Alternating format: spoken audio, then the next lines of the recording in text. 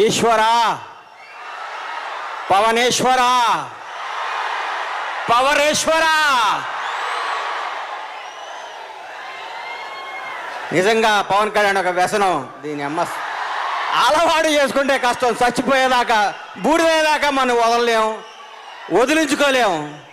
అంతే, కొన్ని జన్మలంతే. కొందరిని ఇష్టపడటమే కానీ వదులుకోవటం ఉండదు. హీరో గారి గురించి, సినిమా గురించి నేను ఏం మాట్లాడాలంటే, ఎవరో ఒక ఐపీఎస్ ఫస్ట్ క్లాస్ వచ్చిన ఆయన దగ్గరికి వచ్చి, సార్ మీరు 10th క్లాస్ బాగా రాశారు, మీరు 10th class first class pass అయ్యారంటే వాడు పైనుంచి కింద చూస్తాడు. అలాగే ఆయన చూడని బ్లాక్ బాస్టర్లా, ఆయన చూడని ఇండస్ట్రీ ఇట్లా, ఆయన చూడని చరిత్రలా. ఏం మాట్లాడతాం ఈ సినిమా గురించి చెప్పండి?